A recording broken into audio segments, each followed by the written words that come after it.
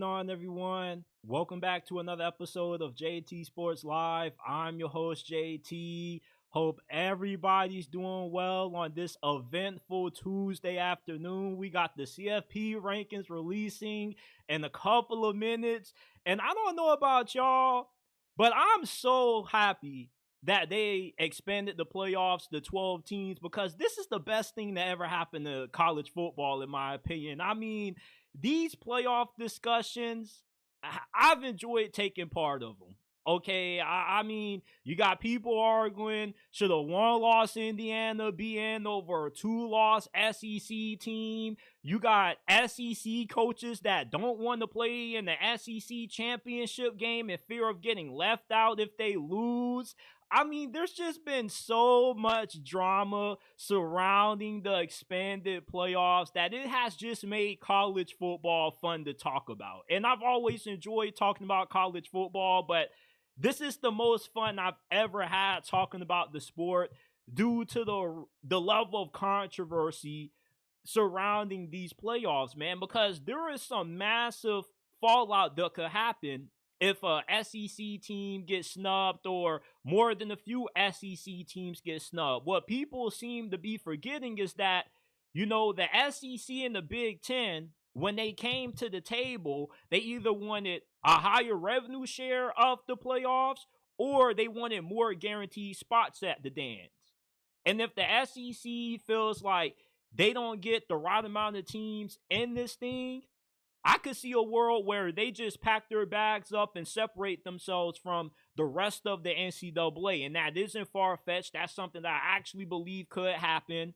But, something that does irk me a little bit about these playoff discussions is how college football fans seem to be living in denial or telling this big lie that the SEC is overrated just for the sake of making an argument for a one-loss Indiana getting in despite not beating a single team with more than 5 or 6 wins on their schedule. And I want to dive more into the big lie about the SEC. Miami is getting hated on once again by ESPN. This past Saturday night, they put a graphic up where they revealed their Heisman contenders, and they left off a certain quarterback who happens to lead the country in passing yards, touchdowns, and QBR. Brent Venables, what is his future down at Oklahoma? Can he right the ship for the Sooners in 2025? Ohio State has a rude awakening coming this Saturday.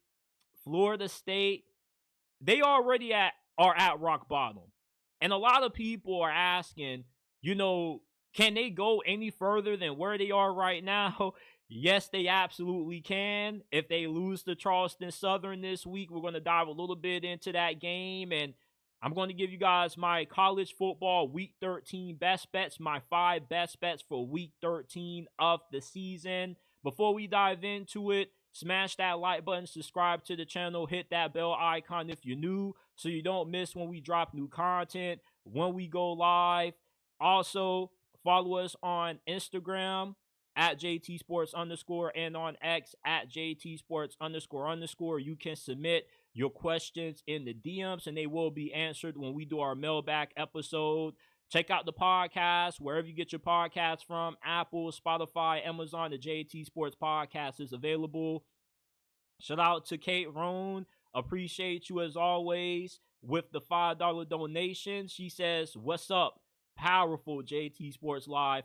Looking forward to your college football playoff takes and predictions." Hey, I appreciate you donating to the channel once again, and I appreciate everything that you do to support us. Shout out to English Creek Kennels. He says, if Tennessee don't get into the playoffs, I'm going to pull a fit for real. Old Mr. Win. Oh, he says he's going to pull for Old Mr. Win it all if Tennessee gets left out. Man, I'm so excited to talk about the playoffs because I never expected it to be this big of a spectacle. And let's dive into it.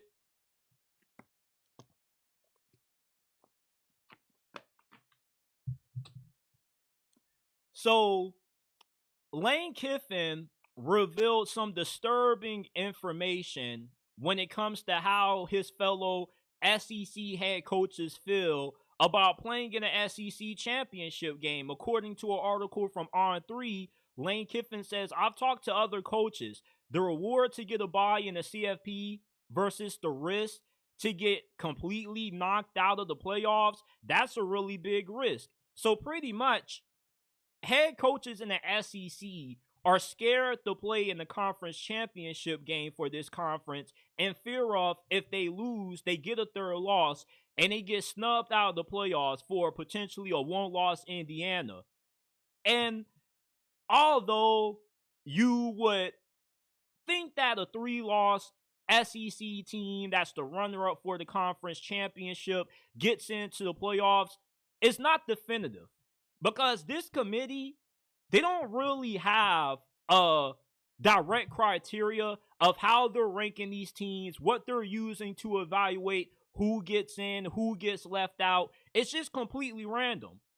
And that's the big reason why there's so much outrage when it comes to these playoff rankings, because there is no transparency. We don't know what they are talking about when it goes into their thinking for how they are going to see these teams. So I could see a world where a 3-loss runner-up in the SEC title game does misses the playoffs. Not saying that that should happen, but with how unpredictable the committee is, you don't know what they're liable to pull.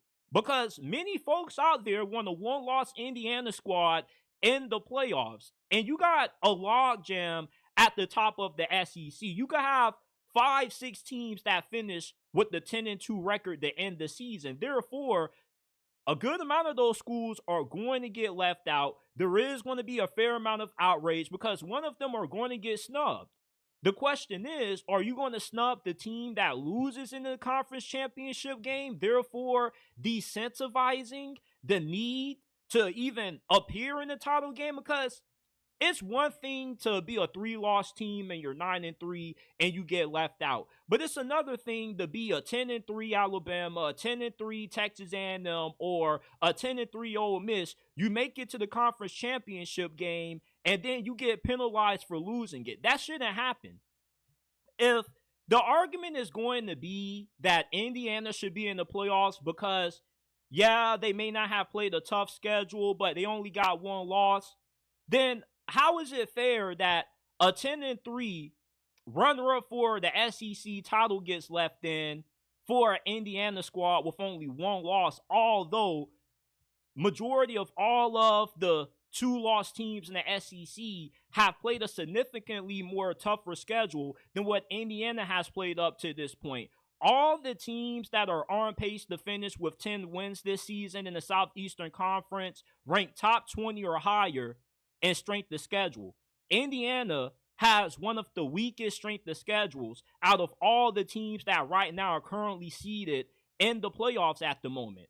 So therefore, why are you going to penalize a team for making it to the conference championship, which should be incentivized, by the way? If you're going to get penalized for having a third loss, then you might as well just lose on purpose, not try to get into the conference championship game, because how is it that a 10-3 Alabama team could miss the playoffs over a 10-2 Georgia team that they beat at home? You see where the issue is? You can say, well, you got to win the games, and that is fair. But at the same time, what's the point of playing in an SEC championship then? You have a lot to gain, but everything to lose, versus a team like Ole Miss, Tennessee, Georgia. They could miss out on the SEC championship and get a spot in the playoffs because they ducked it and they didn't get that third loss. It's kind of like if you win it, okay, you get that auto bid, you get the first round bye. But if you lose in it, then you get left out entirely. And Alabama has 4 or 5 ranked wins this year. And for the amount of people that like to call the SEC overrated, they like to use these 1-week sample sizes where a team played down the competition to justify why they should get left out and why another team should get left in. But the thing with that is that when Alabama went on the road and played Wisconsin, they slaughtered them. The game was over at halftime. Meanwhile, Oregon barely beat Wisconsin on the road. They only won by 3 points. So therefore, you can't use these one game scenarios to try to justify why a team should be in, why they should be out. You got to use the overall season if you're going to make your argument for why a team should be in or why they shouldn't be in. It's the overall bigger picture. You can't just use one game as justification for why a conference is overrated, why this conference is better, why this team deserves to be in. If you make it to the SEC championship and you're a 10-win team, you shouldn't be penalized for losing that game. You should already have a spot at the table because you made it to that championship game. Now, you're not going to get an auto bid.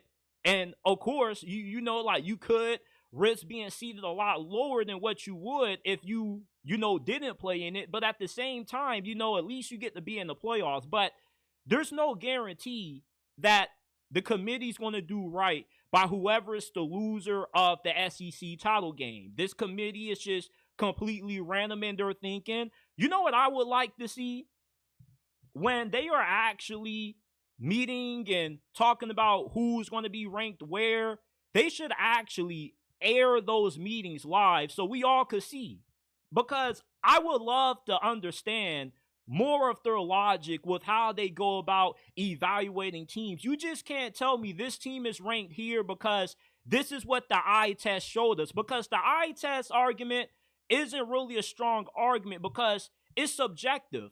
How dominant one team looks in the eyes of one person is going to vary. To me, Indiana looks like one of the best teams in college football, even though they haven't played a tough schedule to justify that. But to somebody else, they may not think that Indiana is as good as what I do, which is why the whole eye test argument is a really weak way to rank these teams. If you're going to rank these squads, it needs to be analytics that are a part of it, the record that's in part of it, everything that could be used to factor in who gets seated where needs to be a factor. We just can't go off the eye test because that's subjective. If you're going to go off the eye test, I'd much rather go back to the BCS model. Just allow the computers to pick the 12 teams that get in. Because at least the computer is going to have a formula that somewhat is a little bit more consistent than what the committee is using to put these teams in. Using the eye test is not a consistent way of picking the best 12 teams because it's all subjective. Just because you think Georgia deserves to be in, what makes you think somebody else may feel like Georgia passes the eye test? And I'm not saying that Georgia doesn't. I'm just using that as an example. You feel me? How you feel about one team is subjective. Your eye test is not a definitive statement of how good that team is because it's your opinion. If we are going to rank these teams, then we need to have a guideline. We need to have more transparency. We need to have some standards for how we go about seeding certain teams. If you have more than 2 losses, you should be automatically disqualified for even being in contention to get in. We just need some more guidelines because this whole thing is just like the wild, wild west out there. The committee, they don't have consistency. And you don't help the fans get a better understanding where you see these teams just based off how you feel they deserve to be, based off how they looked on the field. Because playing in the Big Ten is not the same as playing in the Big 12 or the ACC or the SEC. Not every conference is created equal.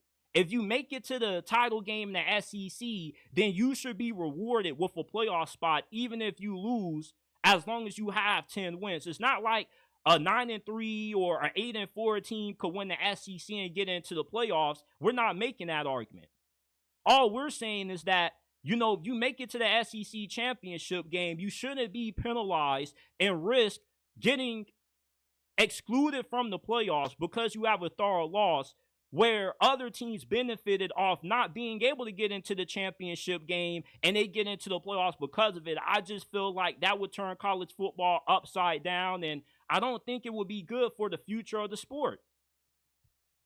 And another problem that I have when it comes to how people view the SEC Look, a lot of you guys are lying or living in blatant denial about the SEC. You see, people want to try to demean how good the SEC is just for the sake of making the argument for why a one-loss Indiana team should be in the playoffs and why they should snub a two-loss Ole Miss, Alabama, Georgia, A&M, whoever. And the thing that people kind of are ignoring is that the SEC is without a doubt the best conference in college football. Since the year 2000, this conference has won 13 out of the last 20 national championships. They have never gone more than 2 years without winning a national championship since that span. Okay, you've had Florida State, Clemson, won it a few times in between the last decade or so, but for the majority of the last 20 years, the SEC has dominated when it comes to winning national championships. You also have a conference that has produced the most draft picks out of any other P4 conference for 17 straight years. And this season alone, the SEC has a 10-5 record against all of the other Power 4 conferences. They're 5-2 against the ACC. They're 2-2 against the Big 12. They're 3-1 against the Big 10. The only SEC school that dropped the game to a Big 10 foe was when LSU lost to USC week 1 this year. Overall, this conference has proven that they not only are the best conference in college football based off the level of talent that's in this conference, but also based off their record head-to-head against the other P4 conferences. I get that not every two-loss SEC team should be included into the playoffs. That's not the argument that I'm trying to make. The argument that I'm saying is that you can't say playing in the SEC should be viewed the same as playing in the Big 12 because the quality of teams from top to bottom in the Big 12 is not as good from the quality of teams that you have in the SEC. The SEC is pretty much college football's equivalent to what the NFL is. There's not a wide gap and disparity between the top teams in this conference and the middle of the pack teams in this conference. That's why they have 5 to 6 teams right now that are going to have at least 10 wins this season.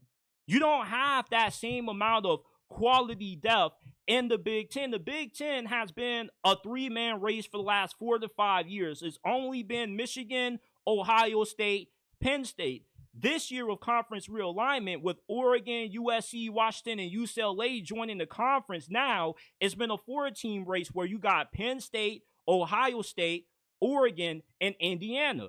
But not all 4 of those teams deserve to get in. Just like not how every two-loss SEC team deserves to get in. You see, it's one-sided where you're going to say, okay, well, just because you play in a more deeper, more tougher conference doesn't justify you being able to get in, even though the conference is more tougher because you have 2 losses. Well, if that's the case, then you being able to take advantage of having a weaker schedule shouldn't help you be a beneficiary to get into the playoffs then, because at the end of the day, you can't penalize these SEC schools for being good and meanwhile incentivizing Indiana for being able to beat up on weak competition.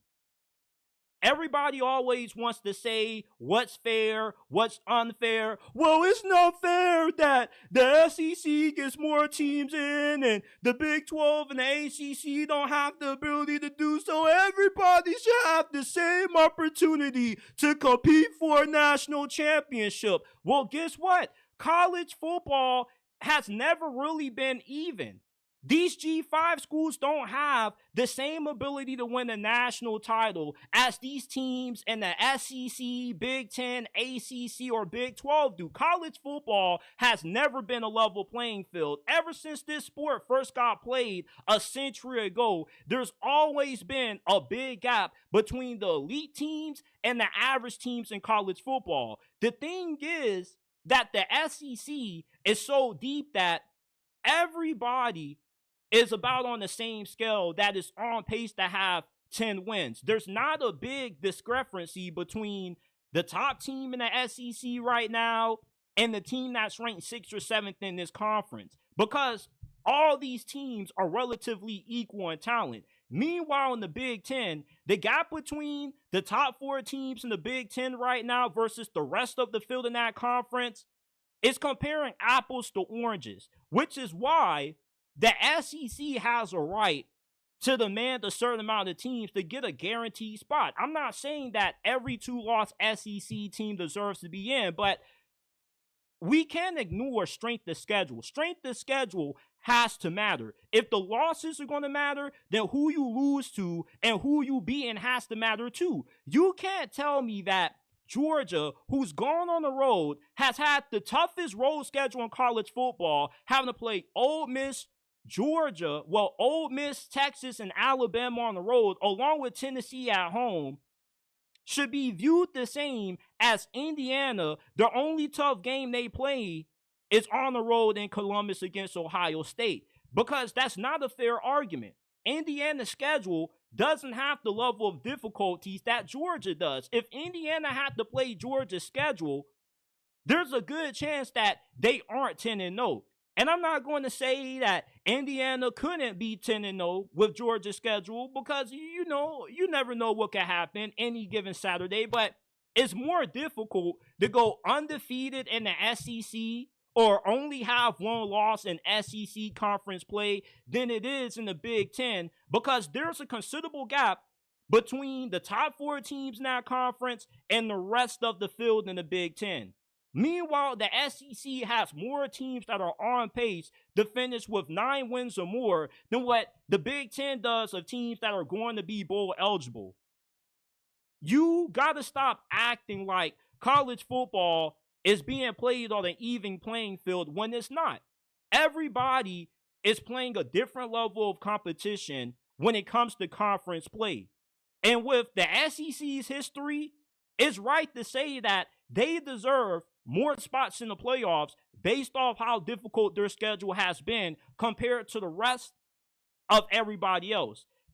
And listen, if you disagree with that, okay, and let's say that the SEC does have a good amount of teams that get snubbed. You want to know what's going to happen? Greg Sankey, the commissioner of the SEC, you know what he could say? He could say, you know what? If you guys are going to penalize us for just being a good conference, then we're going to pack our bags. We're going to distance ourselves from everybody else, and we're going to create our own conference. We're going to do our own thing. We're going to get the Big Ten to join us, and we're going to basically have college football's equivalent to the AFC, NFC. What a lot of y'all forgot is that before it was ever agreed upon to expand from 4 to 12 teams, all these conference commissioners had to sign off on this. And the Big Ten and the SEC gave pretty specific, requirements for what they were looking for in terms of them giving their seal of approval on this. And it was either they get more guaranteed spots or they get a higher share of the revenue. A lot of people didn't like the idea of the SEC and the Big Ten being guaranteed more spots than the rest of the other conferences, but they overlooked how difficult playing in these conferences are based off them having more quality teams than the rest of college football. There's only 2 or 3 good ACC teams this year. They don't deserve the same amount of teams at the table as what the Big Ten and the SEC are. I get it that you play who's on your schedule, but in college football, unlike the NFL, you can somewhat control who you play out of conference. You can't control playing a FIU or a whoever university early into the season to get easy wins because you pay money to beat those teams. The SEC, what they can say is that, okay, if you guys don't think that we're playing on the same playing field and you're just going to ignore how difficult it is to win in this conference, we're going to separate. And when that happens, then the rest of college football just becomes irrelevant because the Big Ten, the SEC, they're going to do their own thing. And the largest fan bases are in the Big Ten and in the SEC. They run college football. A lot of y'all hate to admit that. A lot of y'all are living in denial about the SEC and how good this conference truly is because you're tired of the domination and the monopoly that the SEC has had on college football for the last 20 years. But just because you don't like it doesn't mean that you making an argument to try to demean how good this conference is makes your argument any stronger. If anything, it makes it weaker. The reason why we've gotten to 12 teams is because everybody thinks that everybody's going to have a fair chance to win a national championship when that's not going to happen. What you were hoping for with the playoffs expanding from 4 to 12 is that you get more parity. You don't have to see the same teams in the Big Ten and the SEC competing in the Final Four for the national championship every year. But all you did by expanding the more teams was make it more easier for that to continue to happen. The only team or the only thing that kept the SEC and the Big Ten from winning national championships every year was the fact that it was more difficult to get into the 14 playoffs than it was getting into the 12-team playoffs because the margin of error was smaller. You could only afford to lose one game in the regular season if you wanted to get into the 14 playoffs. But now, with it expanding to 12, you pretty much guaranteed that Georgia and Alabama are going to be in the dance every single year until Kirby Smart and Kalen DeBoer retire. The Big 12 doesn't even recruit in the top 25 mostly. Their teams are nowhere as good as what these SEC and Big Ten schools are. Now, every once in a while, there are upsets that occur. But this year, though, you're going to see just how dominant the Big Ten and the SEC are because I guarantee you that we probably are going to have a Big Ten SEC Final Four.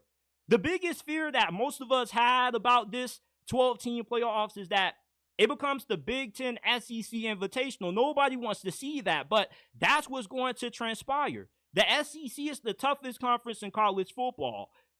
The difference between them and the Big Ten is that the gap between the top 6 teams in the SEC is pretty much none. There is no gap. They all are just as good, which is why it's pretty much a log jam at the top of that conference. We could have a crazy tiebreaker scenario where we have 5, 6, 10-2 teams in the SEC, and you pretty much have to flip a coin or use some crazy tiebreaker procedures to determine who gets into the conference title game. Meanwhile, in the Big Ten, Penn State, they avoided playing Oregon and they avoided playing Indiana. But yet, Ohio State have to play both Oregon and Penn State, which is why they get in. Nobody's denying Ohio State a seat at the table, even if they lose somehow to Indiana this weekend. You're still going to put them in because they got a pretty tough schedule. But to just flat out lie and say that the SEC is overrated is nonsense to me because you're only saying that because you're trying to make an argument for a team that doesn't really have the resume or the backing to get into the playoffs over a 2-loss SEC team because you can't say that playing in the SEC is the same as playing in the Big 12 when it's not. If you were to put BYU in the SEC, they would not be a 1-loss team at the moment. And we saw this play out. We saw Michigan lose to TCU, right? And we got the parity that everybody wanted. We got the Big 12 team into the national championship, and they got splattered by Georgia. It was one of the worst national championships that we've ever seen because the gap in talent was just so large that it wasn't even a fair fight.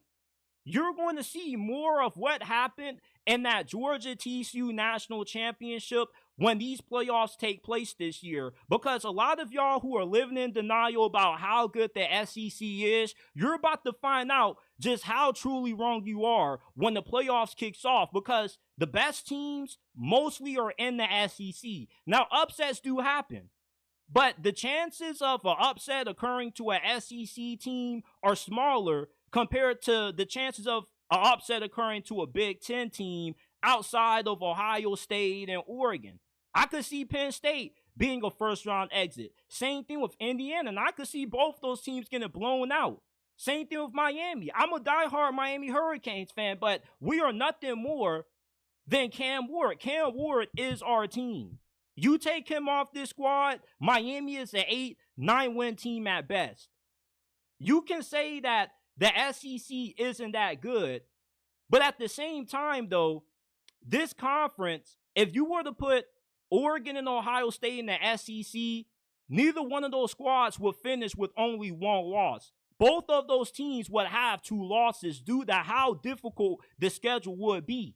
Georgia had to play 3 road games against 3 teams that were favored to win this conference. Right behind them in Bama, Ole Miss, and Tennessee, along with Texas. So, I mean, you can't really say that the SEC is overrated when they got a winning record against all of the other P4 conferences. They produced the most draft picks than anybody else. You're basically just denying the truth, and you're trying to live in this delusion that just is a false reality. And when these playoff games take place, I can't wait for everybody to realize just how big of a talent gap there is between the SEC and the Big Ten and the rest of college football. And you see, you're going to be mad if the Big Ten and the SEC just take their stuff and they just say, you know what, we're going to do our own thing. Then what are you going to say? Because if you were to erase, if the SEC is so overrated, right, let's just remove all the SEC teams from the college football playoffs. And you tell me if the field looks stronger with or without the SEC. But if you remove the ACC and the Big 12, nobody would notice. Those teams aren't going to go that far anyway. When we saw Colorado play Oregon last year, it was a slaughter fest.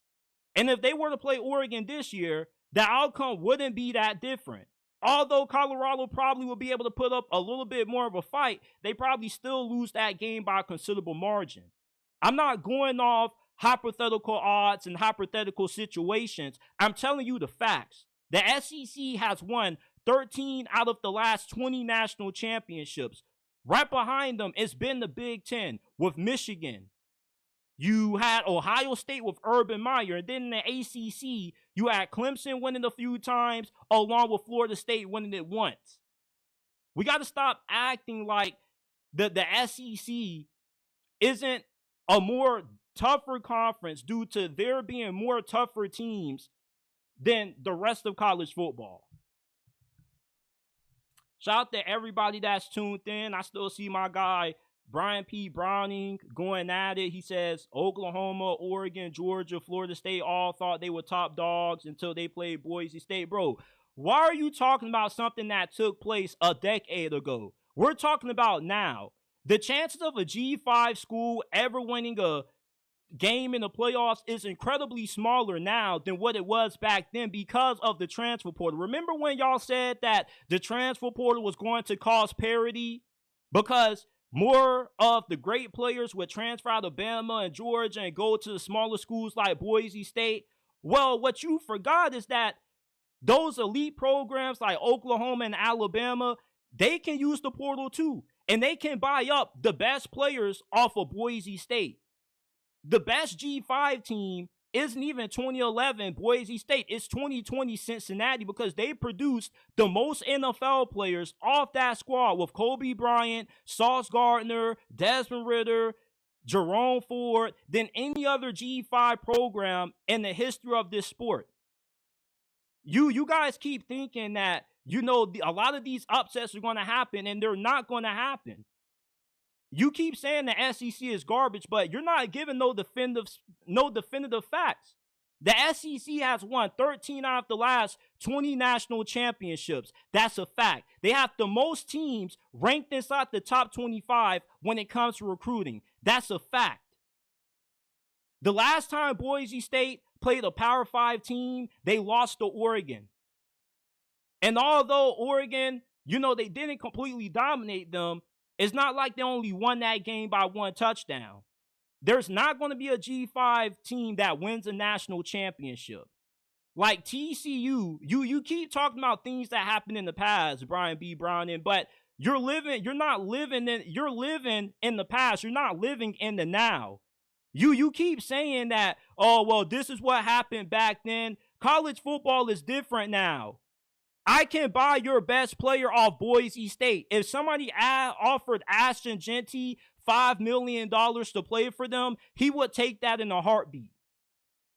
We got to stop ignoring how talented the SEC is just for the sake of trying to make the argument that the SEC is overrated because we want our favorite team to get in. I want to see Indiana get into the playoffs. I really do. But you're kind of being a little bit delusional if you're just going to completely deny that the SEC is a more deeper, more talented conference than the rest of the other P4s out there. It's not the same. Shout out to Stillception. He says, "Sup, JT, as a ACC Clemson fan, I despise the SEC, but they're the toughest conference in the country. It's just facts." Absolutely. Shout out to King Malik. He says, "Where that LSU fan that was in here a week ago?" Hey, man, I think he might have unsubscribed from the channel, bro. You know how it is, man. Everybody likes to come back when they're right and I'm wrong, but, God forbid I end up being right. Everybody goes ghost. I'm still looking for the people who said that I was drunk for picking Colorado to win the Big 12 championship. Haven't heard from them boys in a while. So this past weekend, I saw a graphic that really took me by surprise, and it showed how much ESPN hates Miami. So this is ESPN's list of players to watch to potentially win the Heisman. You got Travis Hunter, well-deserved. Dylan Gabriel, he deserves to be on here. Ashton Genty, he most definitely deserves to be in this conversation. But then after that, you got Jalen Milroe and Jackson Dart. Can y'all tell me who is missing? It's funny how there's a certain quarterback for the University of Miami that somehow happens to lead college football in passing touchdowns, 10 more than what Jackson Dart has, by the way, as well. He also has thrown for more yards than anybody else in the FBS, and he also has the highest quarterback rating in all of college football, that being Cam Ward, and he's not on this list. It's pretty obvious that ESPN hates the University of Miami. Putting Jalen Milroe and Jackson Dart in this discussion over Cam Ward is just flat out insanity. Jalen Milroe had a stretch when he played some of his worst football for Alabama when they lost to Tennessee, when they lost to Vanderbilt. And Jackson Dart, he didn't play a good game when they lost to LSU and they lost to Kentucky, and his stats are nowhere as close to what Cam Ward's are, and nowhere is he near as good as what Cam Ward is. Cam Ward is arguably the best quarterback in college football.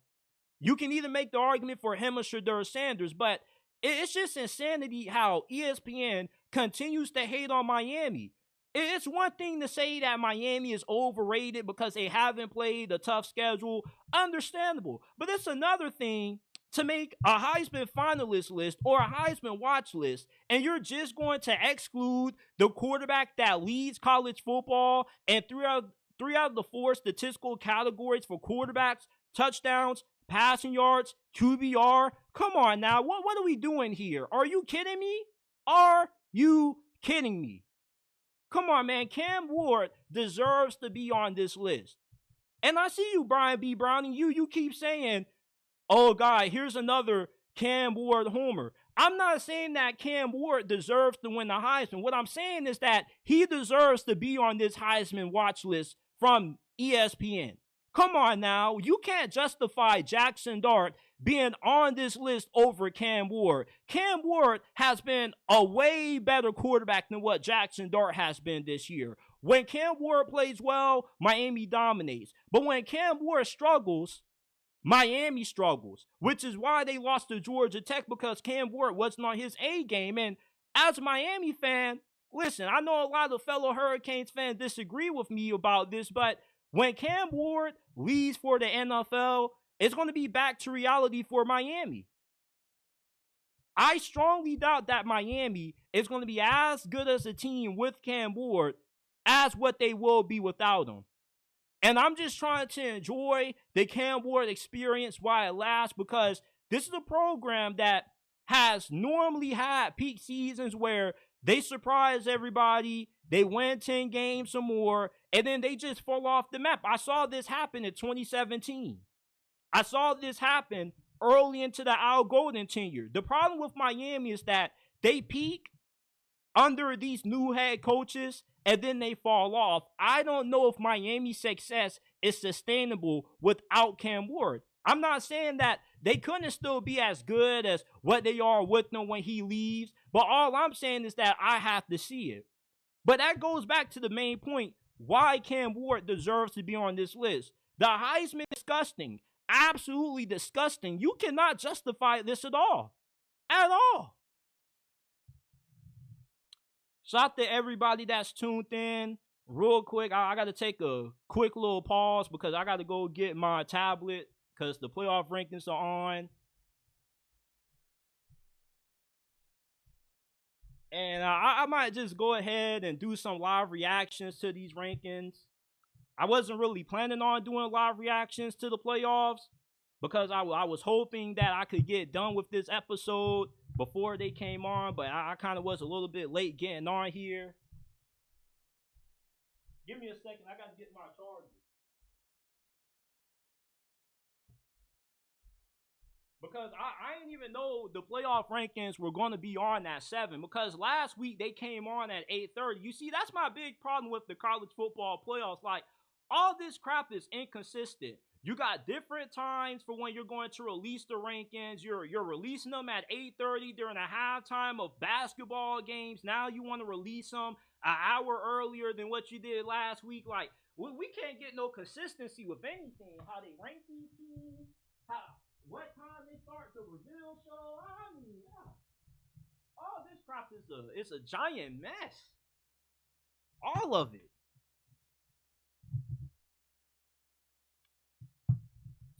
And give me a second, man. I gotta go ahead and change the title as well. Shout out to everybody that's tuned in. Do me a favor, smash that like button. Subscribe to the channel if you're new. I forgot that the rankings came on at 7. I thought they were coming on at 8:30 or something like that. I was hoping that I could get done with this before, but whew.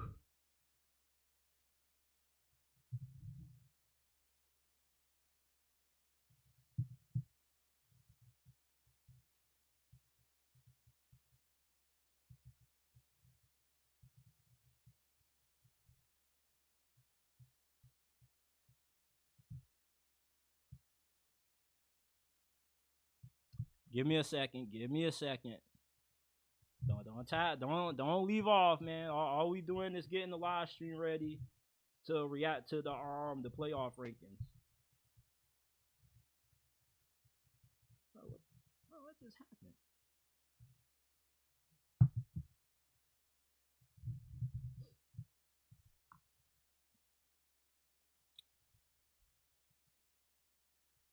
Yeah, I did not know. I totally forgot that the rankings were coming on at 7. My guys, my fault. Well, I mean, I don't really think it's my fault, bro, because they just do this so weird, man. Like, so weird. It's like it's like every week they have it on at a different time. It's either I don't even know how to describe it. What channel this thing on? ESPN?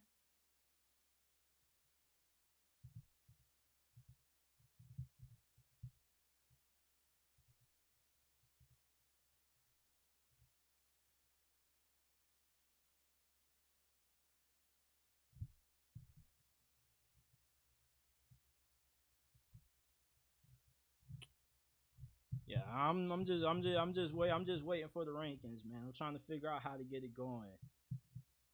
Bro, why this thing going so slow? Okay, it ain't on this one.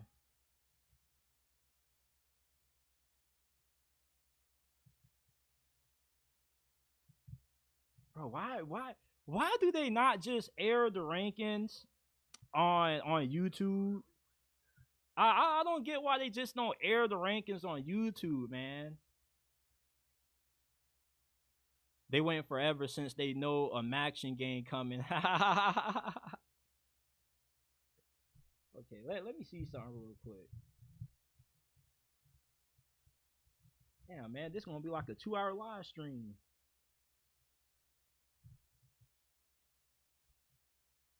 Okay. This is crazy.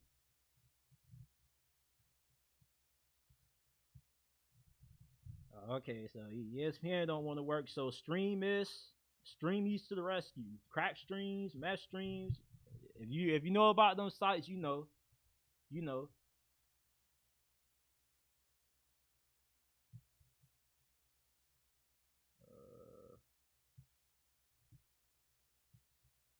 Okay, I found out where it's at now. What do you mean can't load the video? Oh my goodness.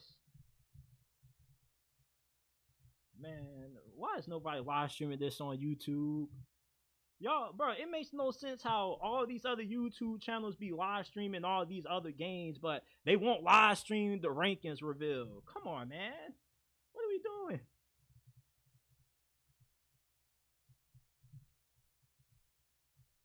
Please tell me they ain't released the rankings yet. I'm gonna be so blowed if I miss the rankings, bro. I'm gonna be so blowed. Thank you, thank you, thank you.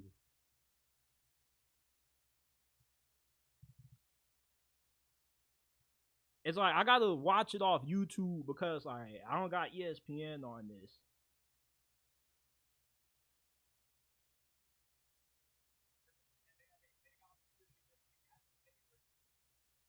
Okay, so they all right. We got the rankings going. I really don't care about the top 25. I only care about the top 12. Only care about the top 12. So let's change something up real quick.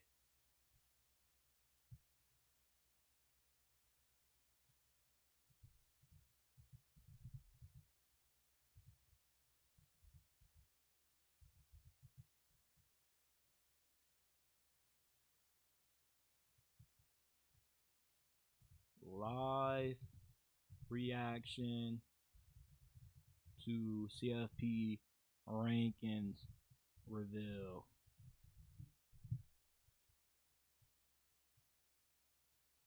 All right. All right, here we go. So at 20, they got Tulane. They got Army at 19. Army plays Notre Dame this week. Hell, if Army upsets Notre Dame, do they jump Boise State? Ooh, they got Clemson at 17. I still don't think Clemson backdoors the way in unless they win the ACC. Okay, so nothing really has changed outside of the top 15. It's like you still got the same five teams: Tulane, Army, South Carolina, Clemson, Colorado.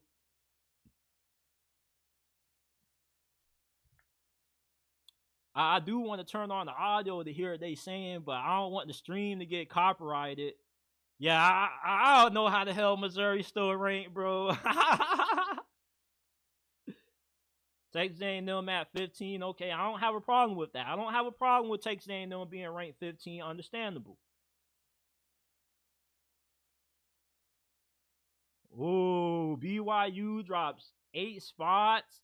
Man, I feel like BYU has to drop a lot lower than that after losing to Kansas. Like you shouldn't have no shot of making it to the playoffs if you're BYU unless you win the conference, bro. Why are they showing the ad? Why is my ad blocker not working?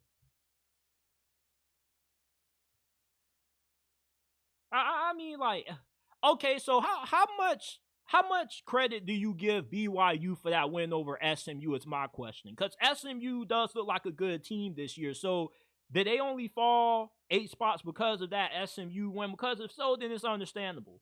That is a pretty strong win.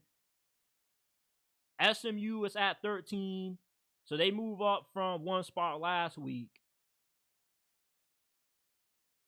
Okay, here we go. This is where we get into the controversy. Here we go. Let's go. Reveal the rest. Here we go. Here we go. Man, I'm ready for the madness. I'm ready for the madness.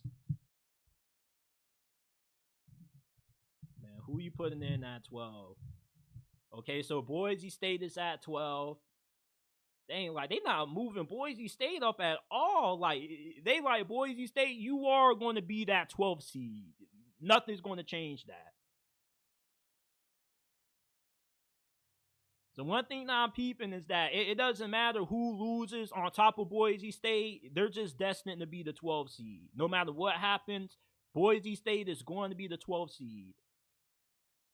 Tennessee is still in the top 12? No way. No way. No way. This is insanity. How is Tennessee still in the top 12 after losing to Georgia? This is crazy. How can Tennessee still get in the playoffs after losing to Georgia? Oh, okay. I ain't going to trip. I ain't going to trip yet. Okay, so Georgia's in that 10. Ole Miss is in at 9. I really don't understand how Tennessee doesn't drop out the top 12 that lost, because then you're pretty much saying that next week when Texas and Texas A&M play, that's going to be an elimination game. Bro, why is Miami still ranked this high? Why? I'm a Hurricane fan, bro. We haven't played nobody. Ole Miss and Georgia have way stronger schedules than what Miami has. If anything, Miami should be 12th or 11th. Not ahead of Georgia and Ole Miss, who have played stronger schedules. Alabama's ahead of Ole Miss and Georgia at 7. Okay. Bro, you mean to tell me they have Indiana in the top 5? Bro, Notre Dame is at number 6? What? Notre Dame? Wow. This is insanity. This is insanity. Bro, everybody keeps talking about the SEC bias, right? But nobody is talking about the playoffs committee's bias towards the Big Ten. Indiana has not been a good enough team to be ranked ahead of Alabama or even Notre Dame. Are you kidding me? They should not be ranked in the top 5. The Big Ten occupies 4 out of the 5 top 5 spots, even though Penn State's schedule is not that good. Neither is Indiana. The only teams that deserve to be ranked that high from that conference are Oregon and Ohio State. And if Indiana beats Ohio State, I don't have no problem with them getting in. But if they lose to Ohio State, then they should not be in. Penn State, I have the same feelings about them as I do Indiana. Their best win is who? Illinois, who was ranked in the top 25 at the time they beat them. Like, Penn State's schedule is not really that impressive. I've seen a lot of people on X, getting mad at Texas being ranked as high as what they are. But the thing with Texas is that eventually they're going to have to play Texas A&M next week, which means that A&M game is going to be a playoff elimination game. But it's just like, if you're going to harp on Texas being ranked this high, you got to have that same energy about Texas as you do for Penn State, because both of them have the same strength of schedule. Penn State is like 35th, Texas is like 36, 38, somewhere along those lines. This just doesn't make any sense to me. The bias that the committee has towards the Big Ten has not been a better conference than the SEC.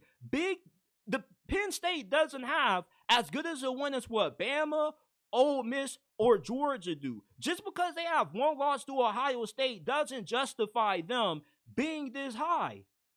BYU as the 12th seed? What? Huh? How does Boise State get the 4th seed? What? Oh, okay. Because this still don't. Okay, because BYU is still the front runner in the Big 12 tie with Colorado. Okay, that makes sense. But just the thought of Penn State and Indiana being in the top 5, you might as well put Notre Dame and Alabama over both of them, because both of their wins are better than any win that Penn State has had this season. These rankings show how the committee is biased towards the Big Ten. The Big Ten does not deserve to have 4 out of the 5 top 5 spots. Oregon, Ohio State, I have no problem with where they're ranked. But I do have a huge issue with the committee devaluing the importance of strength of schedule. If you're going to get mad at Texas for not really being a ranked team yet, then you got to have that same energy with Penn State and Indiana. Everybody just seems to be biased against the SEC this year for some reason. It's like the SEC is the evil empire of college football. when it's like these other conferences, the same argument that people are using to devalue the SEC, you can use those same arguments to devalue how good the Big Ten has been. Indiana hasn't beaten a single team this year with more than 5 or 6 wins. Penn State's best win came against Illinois. None of those wins that Indiana and Penn State have are better than any of the wins that these two lost SEC teams have right behind them. Alabama beating Georgia, beating Missouri are better wins than anything Penn State and Indiana have. Same thing with Georgia beating Texas. Ole Miss beating Georgia. These teams should be ranked ahead of Indiana and Penn State. Penn State and Indiana should probably be 9th or 10th in these seedings.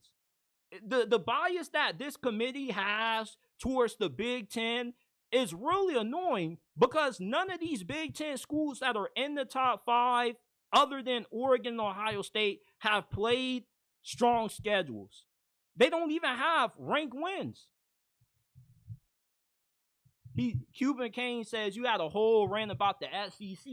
I had a whole rant about the SEC being hated on because people are lying about how good the SEC is just for the sake of hyping up teams like Indiana, teams like Penn State, when neither one of those teams have played a schedule as relatively as difficult as what any of the two lost teams people are arguing against making it into the playoffs. That's my whole point about this. I want to see transparency. I want to see consistency with these rankings, other than you just telling me, well, because that's what the eye test shows. Like, what about the eye test makes Indiana beating up on schools with only 5 or 6 wins better than Alabama beating Georgia at home? What makes Indiana and Penn State's wins more impressive than Georgia beating Texas on the road in Austin, Georgia beating Tennessee at home? I really don't understand why the committee is glazing the Big Ten so hard. Oregon and Ohio State, I have no problem with them being ranked in the top 5. But I do have an issue with Indiana and Penn State being ranked this high when people continue to knock Texas for not beating a ranked team, but neither has Indiana or Penn State yet. They still are ranked in the top 5. Hell, Texas should even be ranked this high. Texas should be ranked lower. If you want to put Notre Dame over Indiana, Penn State, and Texas, I have no problem with that. Was the NIU loss bad? Yes, it was. But they beat Texas A&M. They beat a ranked Navy team, and if they beat Army, they would have 3 ranked wins against teams inside of the CFP top 25. I would have no problem if you put Notre Dame over Penn State because they have played a relatively more tough schedule. But yeah, you're going to say, well, they got a worse win or worse loss than what Ohio State and Penn State have in Texas, which is understandable, but at the same time, which matters more? The strength of the win or the strength of the loss?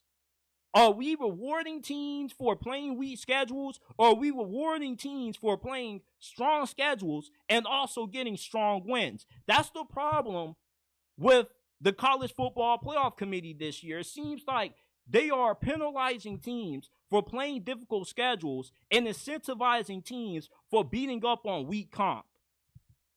That's my whole problem with this thing. Yeah, somebody in the comment section said everybody is overrated. I agree, everybody is overrated. I'm not going to trip too hard about this because I believe everything will work itself out, but these rankings are a joke, man. Put me on the committee. Put me on the committee. So, there's a few more topics that I want to dive into before I get up on out of here. Ohio State has a rude awakening coming to them in Columbus this week, and that is Indiana. This is David versus Goliath. Ohio State, they're the Giants, okay? And Indiana, they're the small guy. They have to be David. They have to get that rock, and they have to find a way to make Goliath fall. And listen, I'm really excited for this Ohio State versus Indiana matchup because I believe a lot of people are severely underestimating how good Indiana truly is. Just because you played a weak schedule, it doesn't mean that you're not a good team. You can be a great team and play a weak schedule. This game is going to show a lot of people that Indiana deserves to be in the playoffs, because I believe Indiana will win this game. Indiana, one thing that I like about them is that, first of all, they're a well-coached football team. They don't turn the football over. They play assignment sound football. They don't have missed blocks, blown coverages. They don't beat themselves. And to be fair, how do we know if Indiana won't be the second best team that Ohio State has played this year? I think Indiana is better than Penn State. They have a more explosive offense. They're 16th in the nation in yards per play. They are third in yards per pass. And Indiana's passing attack is good enough to move the ball on Ohio State secondary. When Ohio State played Oregon, they gave up a lot of big plays downfield in a vertical passing game. I remember Denzel Burke getting torched for the entirety of that game. Ohio State secondary has benefited off going up against teams that don't have the depth nor the talent at quarterback that Indiana has. Indiana will be the best offense that Ohio State has faced outside of playing against Oregon. Penn State, their offense isn't good. They don't have dynamic receivers. Drew Roller, he's a little bit erratic. Indiana, with the fact that they can be effective in attacking all three levels of the field, rather that be short, intermediate, and deep downfield, it makes their passing game really formidable for Ohio State secondary that hasn't really been tested that much. And Ohio State, on their offensive line, they got some problems at guard. I've seen a lot of Buckeyes fans complain about how their offensive line isn't as good as what it used to be in past years. Indiana has one of the better defensive lines in college football. They are second in the nation in rushing yards per game allowed. And they also have an offensive line that's in the conversation to win the Joe Moore Award. So when you look at Indiana, this is a way better team than what people are giving them credit for.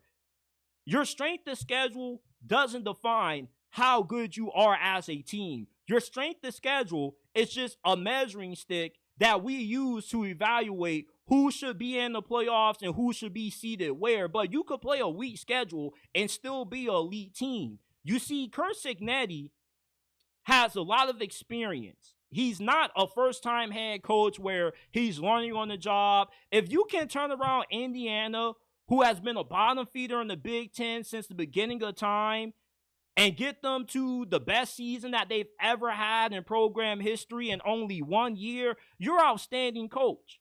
Ohio State has a really good coach in Ryan Day. They got a really good coaching staff, but this is a team in Ohio State that relies more on talent to win, more than they rely on coaching. If Ohio State was a well-coached team, then tell me why on 4th and 2 last week against Northwestern, instead of running the football for the first down, picking up those 2 yards, which you think would be easy since Ohio State is just so dominant up front, you could at least get 2 yards on the ground against Northwestern, right? But instead, they decide to throw a 50-50 ball downfield to one of their wide receivers. They're looking for a flag. A flag doesn't get called. That was an idiotic play call by Chip Kelly. You got arguably the best running back duo in college football. And you mean to tell me that you can't pick up 2 yards on the ground?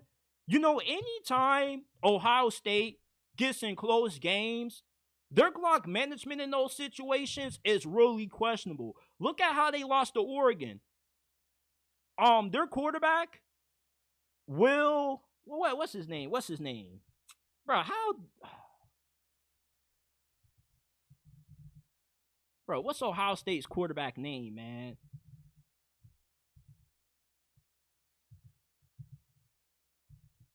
Will Howard. If Will Howard had better situational awareness in that game against Oregon, they probably end up winning that game. You wouldn't have seen Indiana lost to Oregon in that situation the same way Ohio State did, because they were a team that is prepared for those kinds of situations. Will Howard is not better than Curtis Ward. Curtis Ward is probably the best quarterback in the Big Ten at this moment. He's been more consistent. He has a better touchdown interception ratio than Will Howard, in my opinion.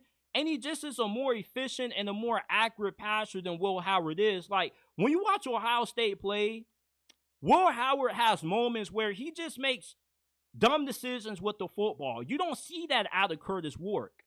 You know, like, even though Ohio State is the more talented team, it doesn't just justify that they're guaranteed to win this game, because last year they said the same thing about when Oregon played Washington twice. Remember, everybody didn't really know how good of a coach Kalen DeBoer was until Washington clapped Oregon 2 times as an underdog. They were a double-digit underdog going into the Pac-12 championship last year as well, and Washington won.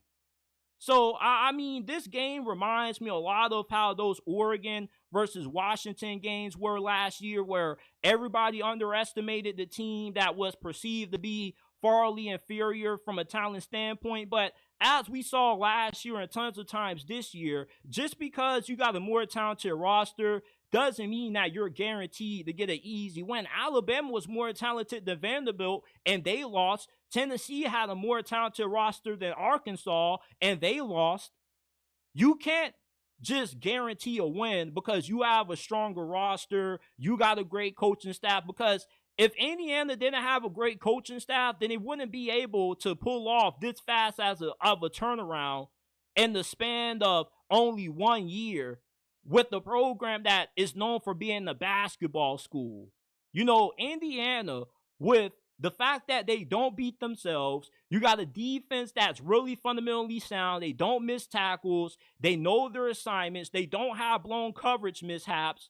This is going to be a competitive game. Ohio State, when you watch them play, they play like a team that only relies on talent to win, more so of being able to win games based off being well coached. Penn State just wasn't that good when they played them. And I really believe that Indiana is going to be able to cover that 13-point spread. I could see this being a game that Indiana only loses by probably a field goal or a touchdown at most. I would be really surprised if Ohio State just completely blew out Indiana. This is too good of a coach team for that to happen. And plus, their offense has the ability to generate big plays on Ohio State secondary. That is not as good as the secondary as what the stats indicate. And the stats are kind of a little bit favored, a little bit too much in Ohio State's corner, only because Ohio State, they are just so more talented than everybody else they played in the Big Ten. You can harp on Indiana not playing a difficult schedule and their stats are a little bit inflated, but you can say the same thing about Ohio State. Yeah, Indiana had a close game with Michigan, but they were dominating in that game going into halftime, and then they kind of took their foot off the gas in the second half, but they put 50 on Nebraska. Ohio State only beat Nebraska 21-17. So I expect Indiana to give Ohio State a really good game.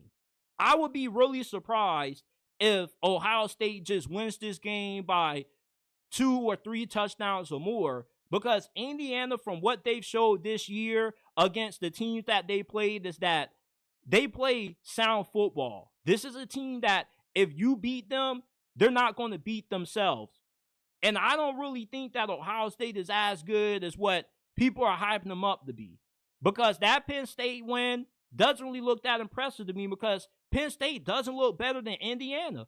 Indiana has the second most explosive offense that Ohio State has faced all season long. And their defense is pretty good too. Although they do have a team that's full of a lot of transfers from JMU, you don't become this good in only the span of 1 year out of school that's been a bottom feeder in the Big Ten for a century if you're not a great coach. And that's what Curt Cignetti is. He's going to have this Indiana team ready to play. Ohio State, I don't believe that they're that dominant where they're just going to crush Indiana and it's going to be a no-show. Even though playing on the road is tough, playing in the shoe is one of the toughest places to get a win at. It's not like it hasn't been done before. So I like Indiana to cover that 13-point spread, and I would not be surprised if Indiana beats Ohio State.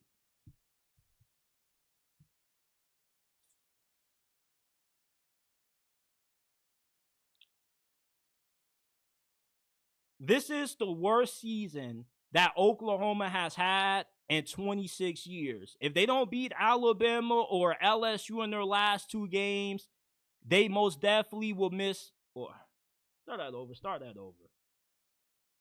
This is the worst season that Oklahoma football has had in 26 years. In order for them to become bowl eligible, they got to beat either Alabama or LSU in their last two games, and they most likely aren't going to be able to get it done. And they end up finishing the season 5-7, being one of the worst teams in the SEC.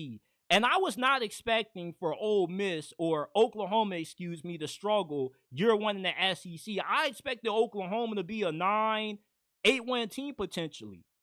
And it causes you to have a lot of raised eyebrows when it comes to Brent Venables' future at Oklahoma, because they just gave this dude a contract extension right before the season, if I'm not mistaken. And at this point, you're not going to be able to fire him after this year or next year, so you're stuck with him for at least 3 more years. Is he going to be able to get this thing turned around? I believe he can. Oklahoma has recruited at a very high level. And a lot of the guys that they recruit out of high school, they do a really good job at developing. I still believe in Brent Venables. I still believe that he can right the ship for the Sooners. And I expect this to be a way better team in 2025 because you missed on your offensive coordinator hire. You pretty much lose Jeff Lebby to Mississippi State, and you promote Seth Luttrell from within, and he just wasn't a good fit. And Jackson Arnold, I'm not about to write him off just yet. I believe that we put a little bit too much stock into these young redshirt freshmen due to all the pristine that they had coming out of high school, because Jackson Arnold, he struggled just as much as how Dylan Raiola and Nico Iamaleava has struggled this year. None of these redshirt freshman quarterbacks have been that good this season.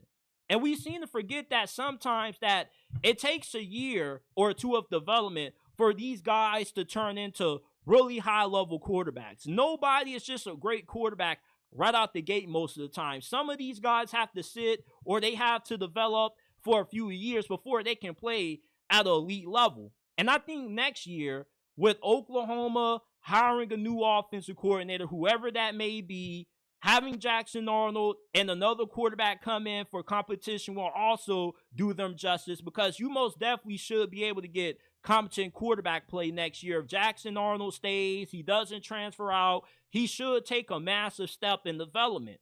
And plus, what doesn't get talked about is the amount of injuries that Oklahoma has had to deal with this season. I mean, going into week one, they were banged up. They had a lot of injuries in fall camp. They were down like 2-3 of their starting wide receivers for the majority of this season, along with losing several starters on the offensive line. This was an offense that was dealing with a new offensive coordinator. You had a young quarterback. You had a lot of new faces on the offensive line. And you had a lot of guys who were banged up at wide receiver. So I'm not going to say that Brent Venables is a bad coach, because a lot of the issues that Oklahoma has had to deal with mainly has been due to injuries and just, you having a younger quarterback. You're not just going to have a quarterback that comes in right away and he just pops off. The only team that consistently finds great quarterbacks are Alabama and Lincoln Riley. That's about it. Carson Beck hasn't been that good for Georgia, but the difference is that the offensive line and the team around Carson Beck is good enough to help elevate him. Oklahoma didn't have that. By the time they got into week 3, week 4, they had like third stringers on the offensive line that had to start. You had young guys at wide receiver who were not ready to play this year, who had to step into those roles due to the amount of injuries that Oklahoma had to overcome this year.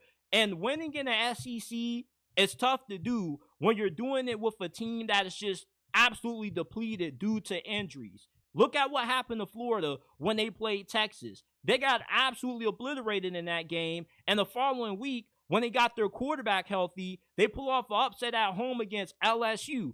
The SEC is too tough of a conference where you're going to have success with a bunch of injuries. You got to be healthy if you're going to win in the SEC, or you at least got to have elite depth, which is hard to have when the guys who are backups on your team are being bribed nonstop by other teams where they're saying, hey, like, you're a backup here. Not only if you transfer to us, we're going to give you an opportunity to start, but we're also going to give you a really lucrative NIL deal. You feel me? So I believe that this season isn't a complete indictment on Brent Venables being a bad head coach.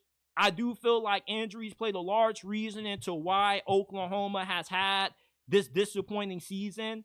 But also, he just made the wrong hire with Seth Littrell. If you can hire Jeff Levy, who's now the head coach at Mississippi State, he was a pretty good OC, then you can hire another good OC. Who is that going to be? That's to be decided, but I trust that Brent Venables can get this program heading back in the right direction. It's not like they are under recruiting, because they've done a really good job at recruiting. As a matter of fact, Oklahoma is having more success recruiting under Venables than what they ever did under Lincoln Riley. And last year, this was a squad that won 10 games under Brent Venables.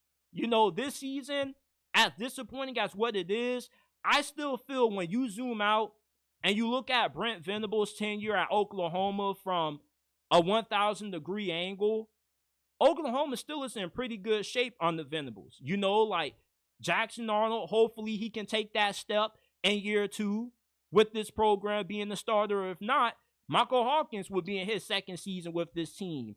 If Jackson Arnold can't get it done, he could end up getting it done. You got a lot of talent at running back. You just have to figure out the offensive line, and you got to get more depth at wide receiver, which Oklahoma should be able to do. It's not like this is a team that has a bunch of holes. Oklahoma has enough NIL money when they can go into the portal, they can buy up some of the best offensive linemen, some of the best wide receivers, and they can fix their biggest needs. And hell, if they got to go in the portal and they got to get a Miller Moss at QB or one of the highly touted quarterbacks out of this upcoming portal cycle, they can do so. Oklahoma, to me, has always been ready for the SEC. They've always been a SEC level program based off how well they recruit and how consistent they've been over the last 2 decades. It's just that they had a down season where you're in too tough of a conference to be able to overcome the amount of injuries that they had to deal with.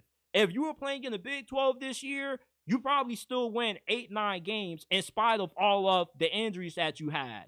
The thing with Brent Venables is that as a defensive-minded coach, you're not really specializing on the offense side of the football. You got to make sure that you make the right hires when it comes to the guys on your offensive staff. And if you can hire Jeff Levy, why can't you hire another good offensive coordinator? Because if you did it before, you should be able to do it again. Every head coach has a few share of misses when it comes to coordinator hires. Even Nick Saban hired a few bad coordinators. The only difference is that Nick Saban was such a great coach that he could overcome having funky coordinators. Brent Venables isn't on that level. And there are a ton of great coordinator hires that Oklahoma can make. You could easily steal a guy from one of the better G5 schools, like maybe a Boise State, maybe the coordinator from UNLV who runs the go-go offense. I don't really know the go-go offense will work, but, the world is your oyster when it comes to the OC hires that you can make. You got the money.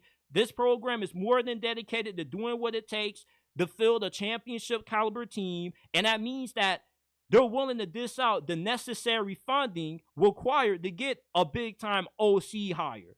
So I expect Oklahoma to bounce back next year. I've never foreseen them being this bad, but the defense still has looked relatively good. And with Brent Venables being a defensive-minded coach and that being the best area of this team, it shows you that he's somewhat of a competent coach, because I would have more red flags about Brent Venables if the defense was struggling. The defense isn't struggling. If you specialize in a particular area of the ball, that's where the strength of your team should be. You shouldn't be struggling on the area that you specialize in. And this defense has been good. This has been a championship caliber defense. This defense kept them in it somewhat against Tennessee. And it's not like, they played too many games when they just got ran out the stadium. It's just that when your offense keeps going 3-and-out, 3-and-out, 3-and-out, you got all of these crazy turnovers from Jackson Arnold. You lose games because your defense is on the field for way more plays than what they should be. And I don't think that it's, crazy to expect Jackson Arnold the struggle with turnovers with him being such a young player. He's undisciplined. The speed of the game just seems to be a little bit too fast for him right now. I think with an added year, a spring practice, you get another fall camp in there, you'll see a better player. I think that he'll look more relaxed in 2025. And if he doesn't work out, you can go to Michael Hawkins or you can bring in somebody else. Oklahoma should be able to bounce back from this season. This is a program that has normally been pretty consistent in terms of always being around 9 to 10 wins consistently. So I still believe in Brent Venables. It seems to be a civil war going on between Oklahoma fans in terms of how they feel about Brent Venables or Brent Venables. Listen, if you want Brent Venables to get fired and you believe that this dude doesn't have what it takes to lead Oklahoma to glory, then I'm not necessarily going to disagree with you, because I am a little bit skeptical, because I wasn't expecting for Oklahoma to fall off this bad, even with the injuries that they had. There's a few wins that I felt they could have gotten.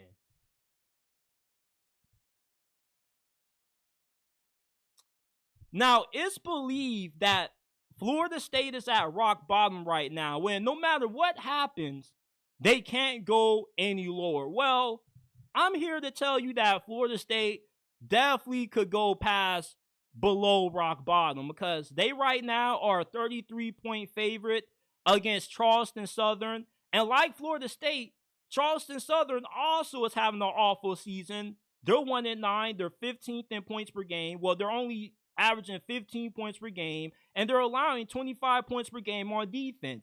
Meanwhile, Florida State, it's a struggle for them to just get to 20 points. So with them being a 33-point favorite, that means that they're going to score their season high in points, and they're going to have their best game on offense, which I expect to happen. Although Florida State has been a dumpster fire this year, there's no way they can lose to Charleston Southern, right? And it's even insane that we're even having this discussion, because going into this season, this was the same team that was favored to win the ACC and get into the playoffs after they got snubbed.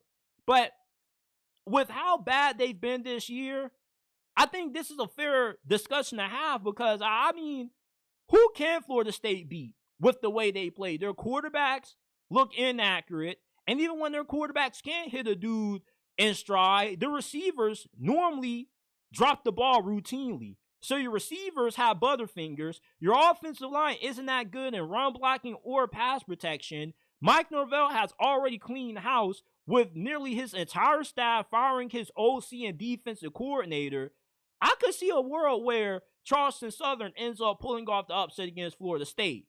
I would be surprised if it were to happen, because I still think that Florida State has more than enough talent to blow this team out and cover that spread, but I don't really think it's a sure thing. And I really believe that we could see Florida State lose this game based off how they've looked this season, because, you can't put it past anybody to beat Florida State at this point. I don't even think they could beat FAMU. If FSU were to play FAM right now, I would bet all my money on the house on FAMU winning that game, because Florida State just hasn't looked like a team this year. They haven't really played with a lot of passion. Guys don't really have a lot of heart. That's why they got so many missed tackles. They're not really a physical football team either. Like, if Florida State has been this bad, how can you really count out the possibility of them losing to Charleston Southern? Because right now, they just don't look like a team. They just look like a bunch of players out there just playing football. That's what it looks like to me. So I wouldn't rule out Charleston Southern winning this game, although I would be surprised if they were to do that. Because although Florida State is at rock bottom, I still expect them to beat Charleston Southern. This is still an FCS opponent. And listen, I am a Miami Hurricanes fan. A lot of y'all know that, but I'm not trolling. I'm not trying to be funny right now. Like, there's a good chance Charleston Southern wins this game. I would be shocked if it happens. Trying to reiterate that for the last and final time.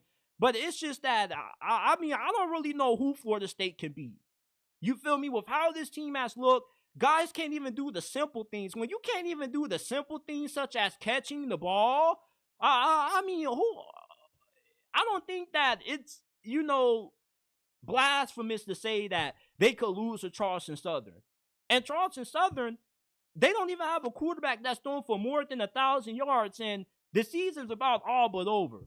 So they're not a good team themselves. So FSU should win this game. I expect them to, but I also wouldn't be surprised if they lost because they've lost to everybody they played other than Cal this year, and they haven't looked like a good team. And a lot of their last few games have just been absolute blowouts. So I mean, for Florida State, man, listen, you're not playing for a bowl game, but you definitely are playing for pride and you're playing for respect. Because if you lose to Charleston Southern, then you go below rock bottom. And I don't know what level is below rock bottom, probably hell. But that's what Florida State would be in if they lose this game. And Mike Norvell would have to get fired. If Florida State can't beat Charleston Southern handily, you got to fire Mike Norvell. I don't care how big the buyout is. Hell, I'll throw in $10, $15 for Mike Norvell's buyout if Florida State loses this game as a Hurricanes fan, because this is just sad. That would be pathetic if you lose to Charleston Southern. They may be just as bad as what you are, but you don't got to lose to them. You are Florida State. So, listen. There is a chance they could lose this game. It really is. Because at this point, I don't know who Florida State can beat. Last thing I want to do before I get up on out of here, it's time for me to give you guys my college football week 13 best bets, my 5 best bets for week 13 of the college football season. We went 3-2 last week. We're trying to go 5-0 this week. I'm hanging with Vanderbilt as a 7.5-point underdog against LSU. Vandy has been competitive in every game they played this year. We already knew they pulled that massive upset over Alabama not too long ago, and they also hung around with Texas. And they recently beat Auburn as well. LSU, their season is spiraling out of control. They've lost 3 straight games, and they definitely could lose this one. But even if Vandy does lose, I expect this to be a close game because Diego Pavia, he's been one of the better quarterbacks in the SEC, and LSU has struggled against dual-threat quarterbacks. They struggled against DJ Lagway, Lenore Sellers, Marcel Reed, Jalen Milroe put 185 yards and 4 touchdowns on them. So I love Vandy to cover that 7.5-point spread against LSU. Next, I'm rolling with Texas A&M as a 2.5-point favorite on the road against Auburn. The reason why Texas A&M is such a small favorite is because no matter how bad Auburn is, when you travel to Jordan-Hare Stadium, it's just something magical about playing Auburn at home. Because Jordan-Hare Stadium just has a certain mystique around it where it's just Auburn tends to play a lot tougher at home than what they do on the road, which is why A&M is such a small favorite. But I like A&M to win this game because Auburn, they can't be trusted to win close games. And a lot of their losses that have come by 1 possession or less have happened because they don't take care of the football. They just implode on themselves in the second half. And Texas A&M, they don't beat themselves. You know that A&M isn't going to have a lot of turnovers. They may have 1. Auburn is liable to have about 3 or 5 turnovers in any game they play. So I trust A&M to win this game. I could see it being a 1-possession ball game that A&M wins, but they should cover that 3-point spread because they do got a really good defense, a great defensive line, and Auburn hasn't really gotten consistent quarterback play this year. Marcel Reed, he'll give you consistent QB play. He'll take care of the football, and you got enough talent where you win this game by at least 3 points or more. Next, I'm rolling with Indiana, plus 13 on the road in Columbus against the Buckeyes. A lot of y'all are about to find out just how truly good Indiana is. You can't always define how good a team is based off their strength of schedule. Strength of schedule is a metric that we use to evaluate where a team should be rated, where they should be seeded when it comes to the college football playoffs. But in terms of just strictly judging if a team is good or not off who they played, I think it's a little bit unfair. You can play an easy schedule and still be an elite team. Indiana, are they going to win this game? I think there's a chance they could. But if I had to bet money on the money line, I'd probably take Ohio State. But Indiana is well coached. They don't beat themselves. They got a really good passing attack. And Curtis Warwick has been the best quarterback in the Big Ten this year. And he's been more consistent than Will Howard. So I like Indiana as a 13-point dog on the road against Ohio State and Columbus. Next, I'm rolling with Alabama as a 14-point home favorite they're a 14-point road favorite against Oklahoma. And this is my lock of the week because Oklahoma doesn't have a functional offense. And I love fading teams that don't have consistent quarterback play. Oklahoma is one of those teams that they only win off defense. And unless their defense can come away with 3 or 4 turnovers, they don't really have that much of a shot winning this game. Their home field advantage is something that can give Alabama some problems. But once Alabama settles in, Oklahoma's in trouble because it's just like their offense, it's a struggle for them to even get past the 50 in these games. And Jackson Arnold, he's liable to have 3-4 turnovers himself. So I like Alabama to cover that 14-point spread.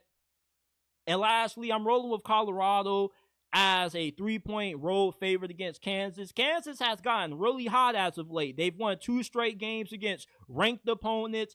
They got out to a slow start because, they lost Andy Nicky, their former offensive coordinator to Penn State. And although they did return a lot of experience this year, they've been a disappointment because it kind of has taken them a while to get acclimated to the new offense. And you can tell with how they've looked their last couple of games, upsetting BYU. When you win 2 straight against ranked teams, it shows that you're playing your best football, although it may be a little bit later than what you wanted. They say better late than never, but I'm taking Colorado to cover because Colorado just has a lot of firepower. And to be honest, like I said before the season started, Colorado was the most talented team in the Big 12 this year. They got an incredible wide receiver room. You got 4 NFL wideouts. You got Shedeur Sanders, who's looked like the second best quarterback in college football behind Cam Ward. And the defense is playing outstanding. They are top 25 in sacks per game. Their defensive line has played exceptional.